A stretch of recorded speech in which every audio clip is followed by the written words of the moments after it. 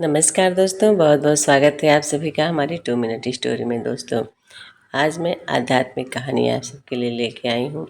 मैं छोटी छोटी कहानियाँ आध्यात्मिक या पौराणिक या फिर सच्ची घटना पे आधारित कहानी लेके आप लोगों के लिए ले आती हूँ। मैं चाहती हूँ कि प्लीज़ आप लोग पूरी कहानी सुनिए और बताइए कहानी कैसी लगती है। मेरी कहानी सत्य घटनाओं पर ज़्यादा से ज़्यादा आधारित होती है और आध्यात्मिक होती है। तो दोस्तों, आइए सुनते हैं आज की कहानी। बहुत ही प्यारी। बहुत से लोगों की ऐसी धारणा होती है कि जब भगवान की कृपा होती है तब धन, ऐश्वर्य, स्त्री, पुत्र, मान, कीर्ति और शरीर संबंधी अनेकानेक भोगों की प्राप्ति होती है।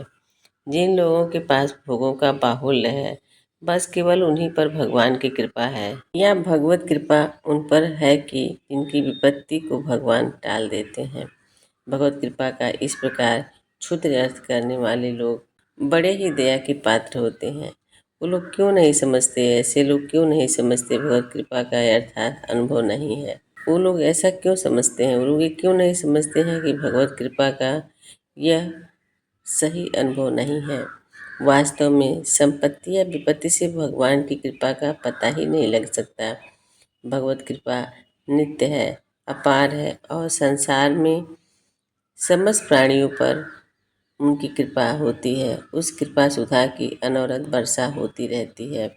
जो लोग उसका सही अनुभव कर केवल विषयों की प्राप्ति को ही भगवत कृपा समझते हैं, वही लोग विषयों में नाश या अभाव में भगवान पर पक्षपात, अन्याय और कृपालु न होने का कलंक मढ़ते हैं। दोस्तों, हमारे भगवान तो ईश्वर अंश, जीव अविनाशी, सभी जीवों को वही संसार में भेजे हैं और जीव के कर्मों के आधार पर उनको भोगने को वो देते हैं। और रह गई कृपा, तो कृपा तो उनकी सबके ऊपर होती है क्योंकि उन्हीं का अंश सब होता है।